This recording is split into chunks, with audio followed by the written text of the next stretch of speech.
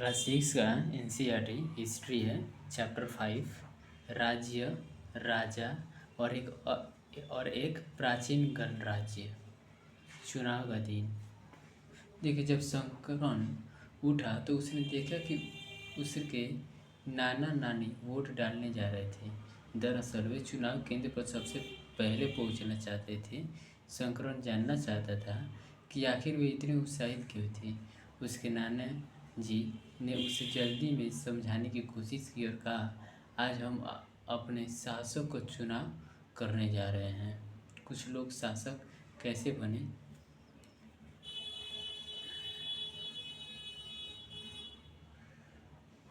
लगभग 50 वर्षों से हम अपने शासकों का चुनाव मतदान के जरिए करते आ रहे हैं, लेकिन बहुत पहले लोग शासक कैसे बनते थे।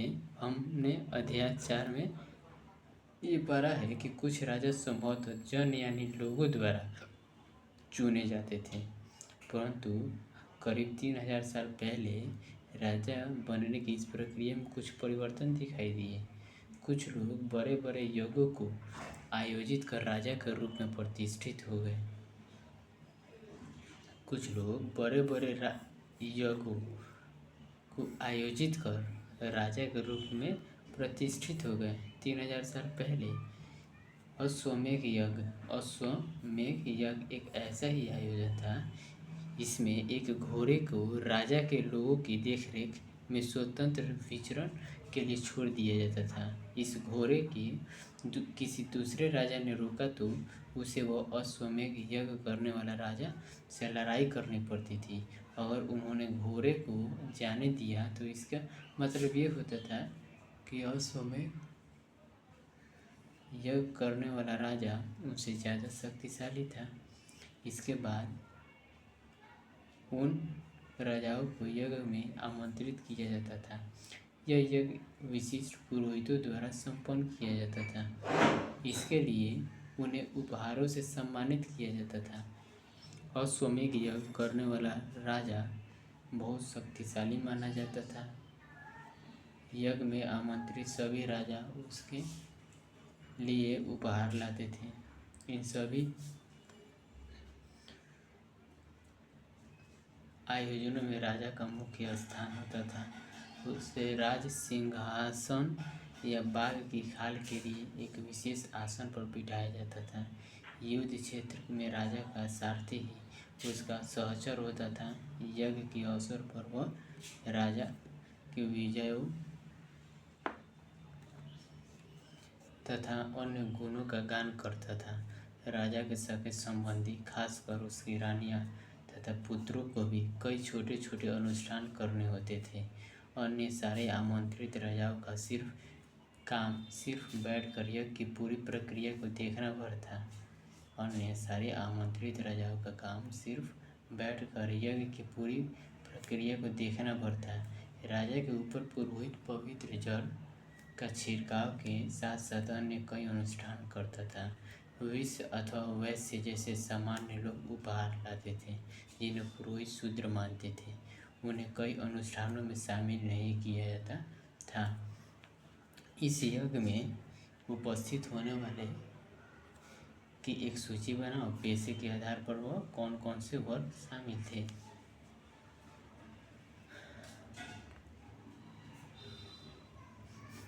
वर्ण। इस समय उत्तर भारत में, खासकर गंगा यमुना क्षेत्र में कई ग्रंथ रचे गए। ऋग्वेद के बाद गंगा यमुना के क्षेत्र में, खासकर गंगा यमुना क्षेत्र में कई ग्रंथ रचे गए।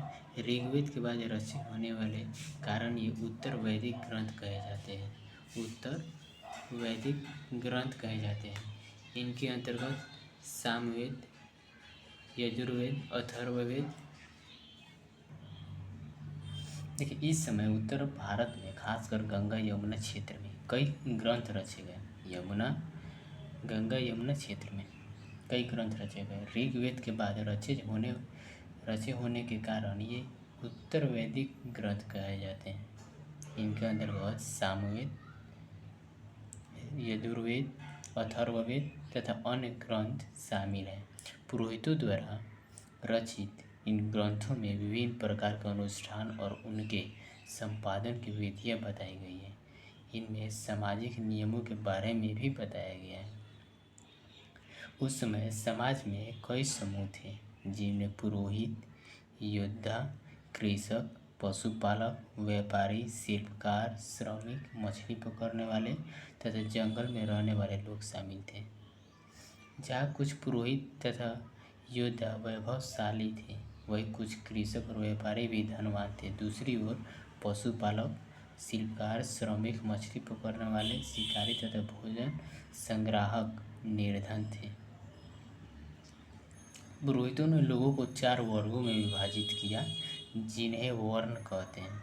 उनके अनुसार प्रत्येक वर्ण के अलग अलग कार्य निर्धारित किए थे। पहला वर्ण ब्राह्मणों का था। उनका काम वेदों का अध्ययन, अध्यापन और यज्ञ करना था, जिनके लिए उन्हें उपहार मिलता था। दूसरा स्थान शासकों का था, जिन्हें क्षत्रिय कहा जाता था। उनका काम युद्ध करना, क्षत्रिय कहा जाता है। उनका काम था युद्ध करना, लोगों की रक्षा करना था। तीसरे स्थान पर विश्य या वैश्य थे। उनमें कृषक, पशुपालक और व्यापारी आते थे। क्षत्रिय और वैश्य दोनों को यज्ञ करने का अधिकार प्राप्त था। क्षत्रिय और वैश्य दोनों का अधिकार प्राप्त करने का अधिकार था। वर्णों में अंतिम स्थान शूद्रों का था। इनका काम अन्य तीनों वर्णों की सेवा करना था। इन्हें कोई अनुष्ठान करने का अधिकार नहीं था। प्रायः औरतों को भी शूद्रों के समान माना गया है। महिलाओं तथा शूद्रों को वेदों के अध्ययन का अधिकार नहीं था।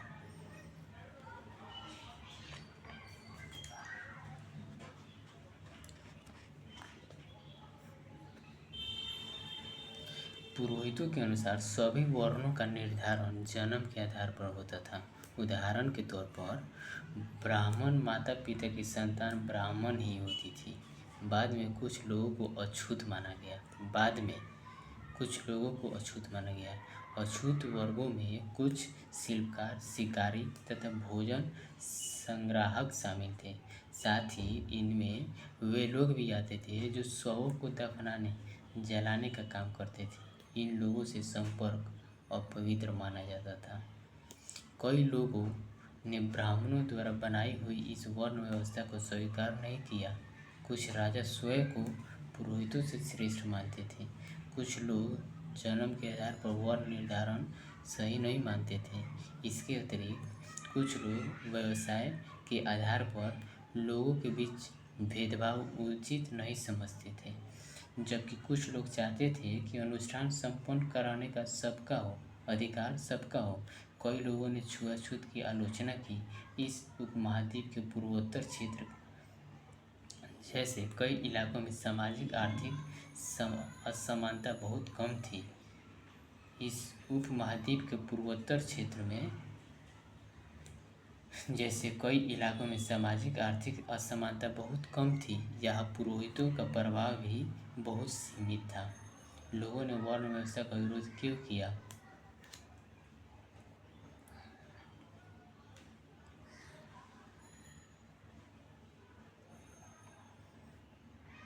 जनपद। महायज्ञों को करने वाले राजा अब जन के राजा न होकर जनपदों के राजा माने जाने लगे। जनपद का शाब्दिक अर्थ जन के बसने की जगह होता है। जन का शाब्दिक अर्थ क्या होता है? जनपदों के राजा, जनपदों का राजा माने जाने लगे। ठीक, उन्हें बसने की जगह होता है। कुछ महत्वपूर्ण जनपद 49 पे है, यहाँ पे है। देखिए, पुरातत्वविदों ने इन जनपदों की कई बस्तियों की खुदाई की है। दिल्ली में पुराना किला, उत्तर प्रदेश में मेरठ के पास हस्तिनापुर और एटा के पास अंतरजी खेरा इनमें प्रमुख है। खुदाई से पता चला कि लोग झोपड़ियों में रहते थे और मवेशी तथा अन्य जानवरों को पालते थे। वे चावल, गेहूँ, धान, दालें, गन्ना, जौ, तिल तथा सरसों जैसी फसलें उगाते थे। क्या इस सूची में तुम्हें किसी ऐसी फसल का नाम मिला जिसका उल्लेख हथेली में नहीं है? गेहूँ, चावल, धान, जौ, दालें, गन्ना, तिल, सरसों जैसी फसल उगाते थे। लोग मिट्टी के बर्तन भी बनाते थे। इनमें कुछ धूसर और कुछ लाल रंग के होते थे। इन पुरास्तरों में कुछ विशेष प्रकार के बर्तन मिले जिन्हें चित्रित धूसर पात्र के रूप से जाना जाता है। जैसे कि इनके नाम से ही स्पष्ट है, इन बर्तनों पर चित्रकारी की गई है। ये आमतौर पर खरल रेखाओं तथा ज्यामितीय आकृतियों के रूप में है।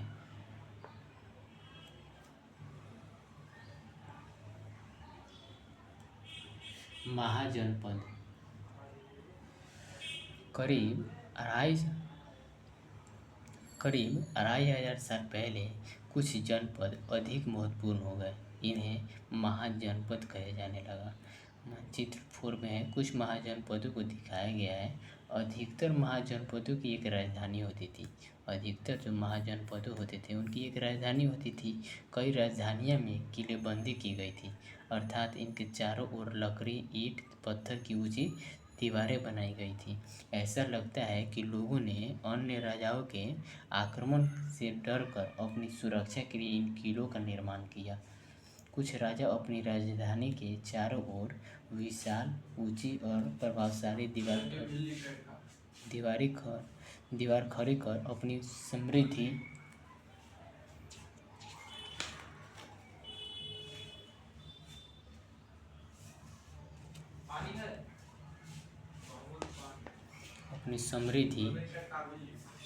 और शक्ति का प्रदर्शन भी करते थे। इस तरह से किले के अंदर रहने वाले लोगों और उस क्षेत्र पर नियंत्रण रखना भी सरल हो जाता होगा। इस तरह की विशाल दीवार बनाने के लिए व्यापक योजना की आवश्यकता थी और लाखों की संख्या में ईंटें तथा पत्थरों का इंतजाम करना पड़ता था। हजारों स्त्री, पुरुष तथा बच्चों ने इसके लिए अथक परिश्रम किए होंगे। इनके लिए संसाधनों की आवश्यकता पड़ती होगी। अब राजा सेना रखने लगे थे। सिपाहियों को नियमित वेतन देकर पूरे साल रखा जाता था। कुछ भुगतान संभवतः कुछ भुगतान जो होता था वो आहत सिक्कों से के रूप में होता था। इन सिक्कों के बारे में तुम अध्याय 8 में पढ़ोगे।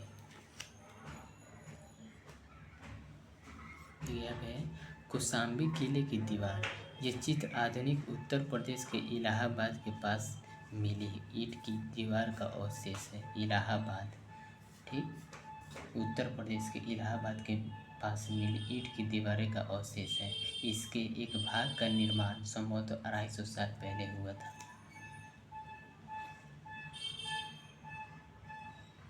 कर महाजनपदों के राजा विशाल किले बनवाते थे और बड़ी सेना रखते थे, इसलिए उन्हें प्रचुर संसाधनों की आवश्यकता होती थी। इसके लिए उन्हें कर्मचारियों की भी आवश्यकता होती थी। अतः महाजनपदों के राजा लोगों द्वारा समय समय पर लगाए गए उपहारों पर निर्भर न रहकर अब नियमित रूप से कर वसूलने लगे।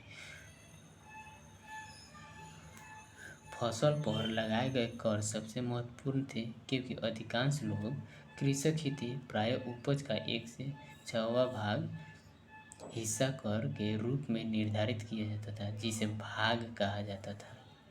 क्या कहा जाता था? भाग। कारीगरों के ऊपर भी कर लगाए गए जो प्रायः श्रम के रूप में चुकाए जाते थे।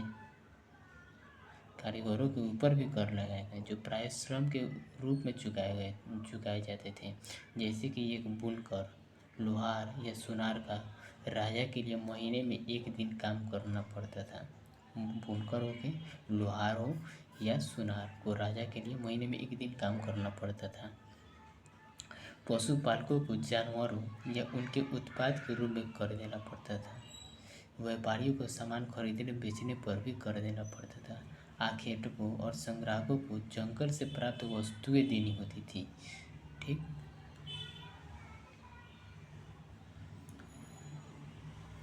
देखिए कृषि में परिवर्तन।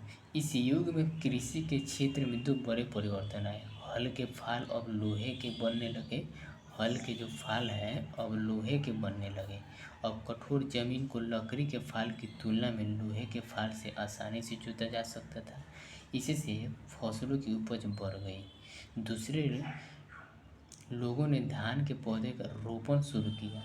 दूसरा क्या था, तो लोगों ने धान के पौधे का रोपण शुरू किया, अर्थात खेतों में बीज छिड़क कर धान उपजाने के बजाय धान के पौधे तैयार कर उनका रोपण शुरू किया गया।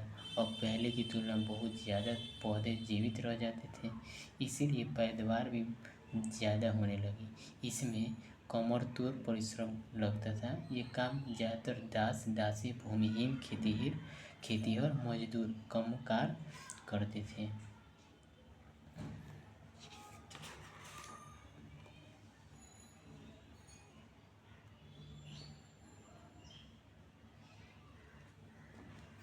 सूक्ष्म निरीक्षण मगध। देखिए मगध ढूंढो, 59 में है मगध।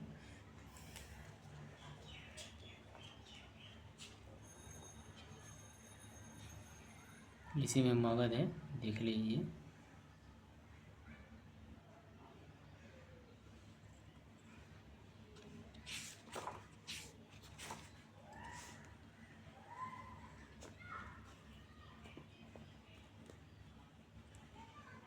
मगध लगभग 200 सालों के भीतर मगध सबसे महत्वपूर्ण जनपद बन गया।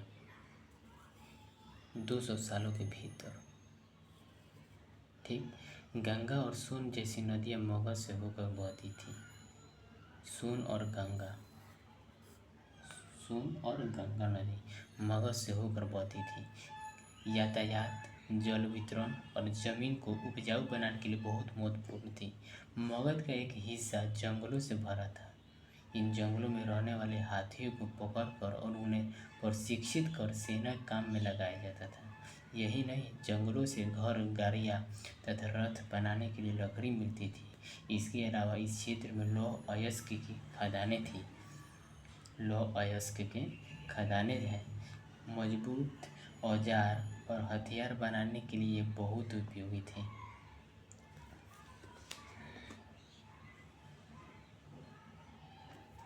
मगध में दो बहुत ही शक्तिशाली शासक बिंबिसार और अजातशत्रु हुए।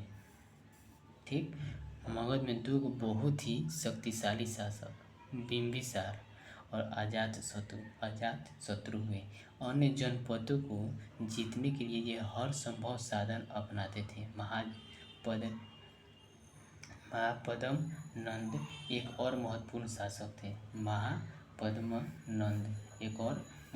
शासक थे। उन्होंने अपने नियंत्रण का क्षेत्र इस उपमहाद्वीप के उत्तर पश्चिमी भाग तक फैला लिया था। उन्होंने अपने नियंत्रण के क्षेत्र इस उपमहाद्वीप के उत्तर पश्चिमी भाग तक फैला लिया था।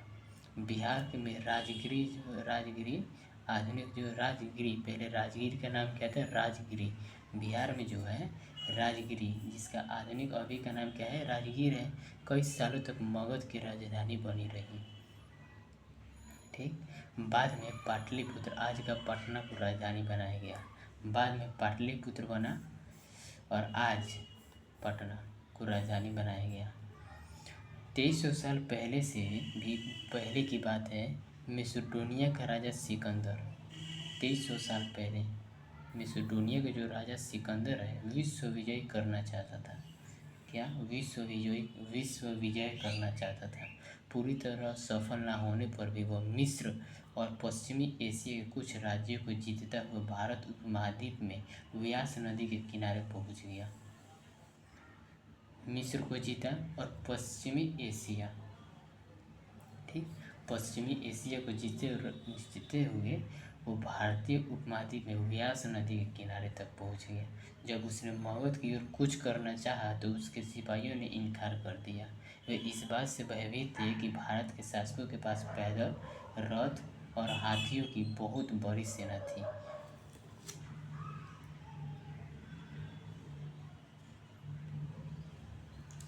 वह चीज़ ठीक। जैसे कि तुमने ऊपर पढ़ा, मगध एक शक्तिशाली राज्य बन गया था। उसके नज़दीक ही वज्र राज्य था। वज्र राज्य था। उसके नज़दीक ही वज्र राज्य था, जिसकी राजधानी वैशाली, जिसकी राजधानी क्या थी? वैशाली, बिहार थी। उसके नज़दीक ही वज्र राज्य था, जिसकी राजधानी था वैशाली। वैशाली, ठीक।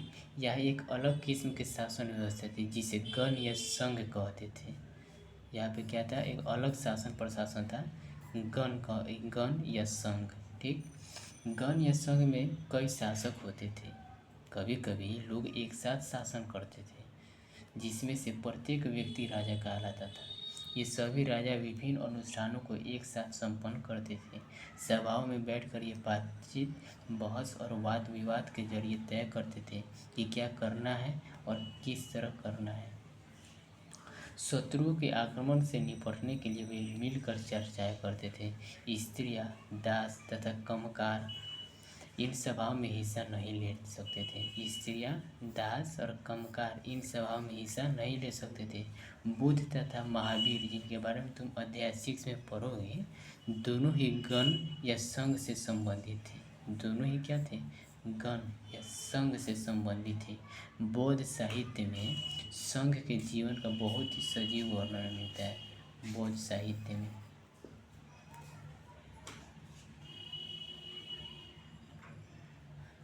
वज्र संघ का यह वर्णन दीघ निकाय से लिया गया है। क्या? वज्र संघ का जो ये वर्णन है वो दीघ निकाय से लिया गया है। दीघ निकाय एक प्रसिद्ध बौद्ध ग्रंथ है। दीघ निकाय क्या है? एक प्रसिद्ध बौद्ध ग्रंथ है, जिसमें बुद्ध के कई व्याख्यान दिए गए हैं। इन्हें करीब 2300 साल पहले लिखा गया था। इनके कब? 2300 साल पहले लिखा गया था। वज्र, ठीक। अजात शत्रु और वज्र संघ, ठीक। अजात शत्रु वज्र संघ पर आक्रमण करना चाहते थे। उन्होंने अपने मंत्री वस्कार को बुद्ध के पास सलाह के लिए भेजा। उन्होंने अपने मंत्री वस्कार को बुद्ध के पास सलाह के लिए भेजा। बुद्ध ने उनसे पूछा कि क्या वज्र सभाएं नियमित रूप से होती है तथा उनमें सभी सदस्य उपस्थित होते हैं। जब उन्हें पता चला कि ऐसा होता है, तो उन्होंने कहा कि वज्रवासी तब तक उन्नति करते रहेंगे जब तक वे पूर्ण और नियमित सभाएं करते रहेंगे, आपस में मिलजुल कर काम करते रहेंगे, पारंपरिक नियमों का पालन करते रहेंगे, बड़ों का सम्मान, समर्थन और उनकी बातों पर ध्यान देते रहेंगे।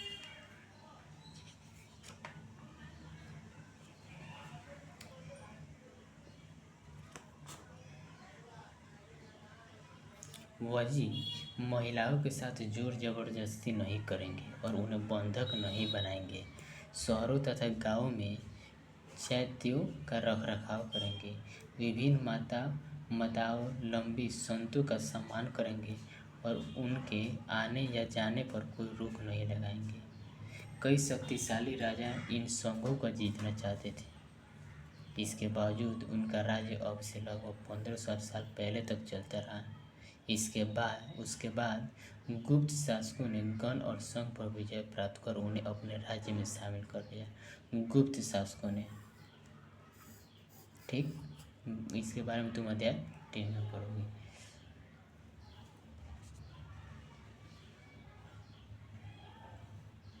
देखिए, अन्यत्र अपने एड्रेस में यूनान और एथेंस को ढूंढो। लगभग 2500 साल पहले एथेंस के लोगों ने एक शासन व्यवस्था की स्थापना की, जिसे प्रजातंत्र या गणतंत्र कहते हैं। 2500 साल पहले एथेंस के लोगों ने एक शासन व्यवस्था की स्थापना की, जिसे प्रजातंत्र या गणतंत्र कहते हैं। ये व्यवस्था लगभग 200 साल तक चली एथेंस में, ठीक। कितना? 200 साल तक चली। इसमें 30 साल से ऊपर के उन सभी पुरुषों को पूर्ण नागरिकता प्राप्त थी जो दास नहीं थे। वह एक सभा थी जो महत्वपूर्ण विषयों पर निर्णय लेने के लिए साल भर में कम से कम 40 बार बुलाई जाती थी। साल में कितना बार? 40 बार बुलाया जाता है। इस सभा में सभी नागरिक भाग ले सकते थे। शासन के कई पदों पर नियुक्ति लॉटरिया द्वारा की जाती थी। सभी नागरिकों को सेना और नौसेना में अपनी सेवाएं देनी होती थी। सभी नागरिकों को सेना और नौसेना में अपनी सेवाएं देनी होती थी।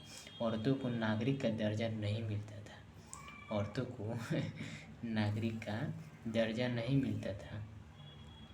व्यापारियों तथा शिल्पकारों के रूप में एथेंस में रहने और काम करने वाले बहुत से विदेशियों को भी नागरिक अधिकार नहीं मिले थे।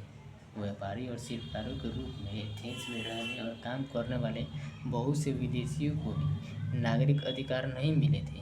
एथेंस में खदानों, खेतों, घरों और कार्यशालाओं में काम कर रहे दासों को भी नागरिक अधिकार नहीं मिले थे।